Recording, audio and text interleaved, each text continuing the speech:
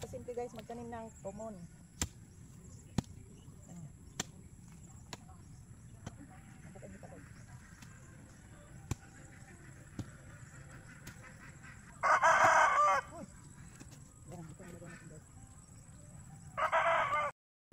So ganito lang guys mag kadali magtanim ng tumon.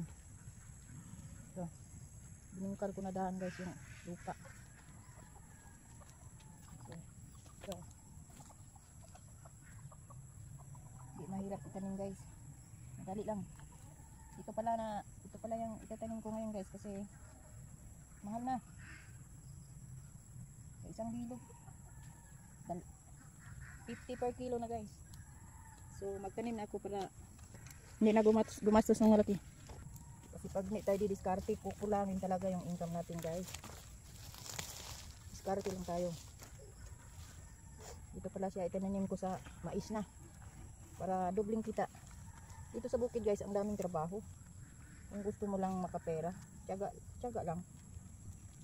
Ito pwede naman itong gawing magtanim ka ng marami tapos ibenta. 50 per kilo ito. At saka yung kamote guys. Hindi nga lang gaano kalaki pero at least may income na. Hindi na tayo bibili.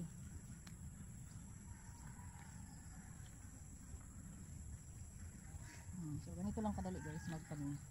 Ito hayaan mo lang siya ng ilang buwan. Di mo na malayan. Kumani ka na pala. Diyan ko siya itinanim para doble income na. May mais na, may kamote na, may bisol na, at may saging na. Lahat na. Diskarte lang guys sa buhay. Para hindi na tayo kukulangin sa budget. Yung income natin hindi na kulang. So pag nagtanim ka nitong mais lang, so mais lang talaga yung maani mo.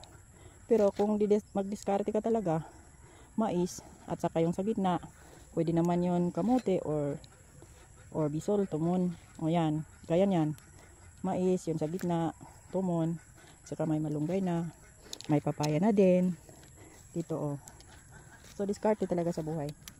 Para hindi na tayo mahirapan. Hindi na tayo magbili-bili. So yan na. Madali lang. Ilang buwan lang guys. Hindi mo na malayan.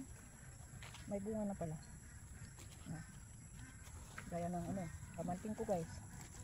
Hindi ko na malayan, may bunga na. Kung hindi pa binadyo, hindi ko pa nalaman, may laman na pala. Yun guys.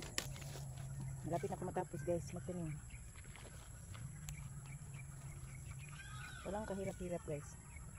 Pag ka talaga sa bukid.